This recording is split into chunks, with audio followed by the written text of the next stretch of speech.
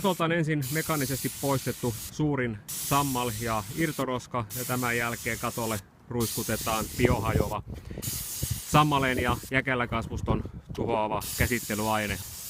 Se tappaa kaiken yksisoluisen kasvuston täältä katolta ja tämän jälkeen katolle ei muuta tarvitse tehdä.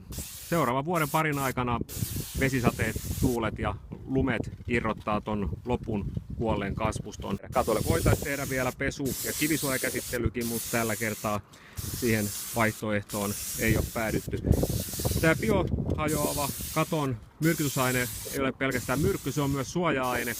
Eli se antaa pitkäaikaisen suojan myös uutta kasvustoa vastaan. Useampaan vuoteen tällä katolla ei sammalta ja jäkällää nähdä.